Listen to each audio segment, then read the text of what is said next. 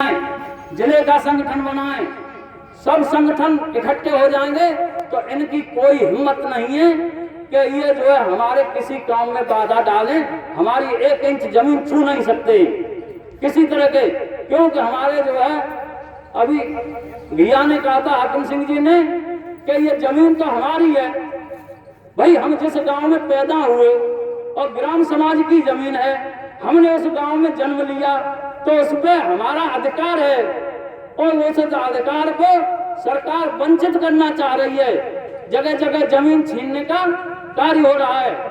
एक और सरकार ने नियम बनाया है कि हर गांव में उद्योग लगाएंगे। अरे भाई, हमारे उद्योग तो तुमने तबाह कर दिए। गांव में तो सारे उद्योग थे, गांव में बढ़ई था, गांव में कुम्हार था, गांव में नाई था, गांव में कोरी था, कपड़े बुनते थे, उनके धंधे तो तुमने छीन लिए। अब तुम उद्योग लगाओगे, कैसे उद्योग लगाओगे? सारे धंधे छीन लिए, हर काम वाले के धंधे छीन लिए। जमीन बची थी किसान की, उस पर गिद्ध दृष्टि लगी हुई है और हमारी जमीन छीनने का ये पूरा षड्यंत्र सरकार का चल रहा है। तो इसलिए लड़ाई आगे बहुत बड़ी है, अभी से इकट्ठे हो जाओ। ये लड़ाई लंबी चलेगी, क्योंकि इन सरकारों को जब तक नहीं हटाया जाएगा तब तक ये समस्याएं का अंत नहीं होना है। इसलिए ये लड़ाई तो आगे बहुत लंबी चलेगी। तो इस लड़ाई के लिए तैयार हो जाओ। और मैं ये कहता हूं कि जल्दी से जल्दी जो हमारे सदस्य बनते जा रहे हैं, टोपी बिल्ला डंडा लेकर तैयार रहें, क्योंकि हमारे जो है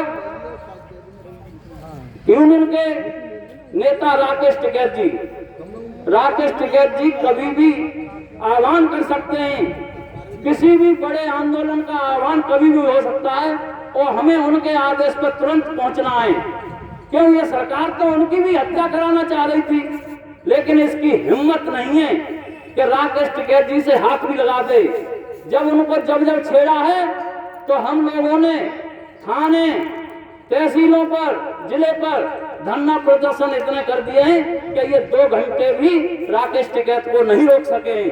तो इनकी कोई हिम्मत नहीं है।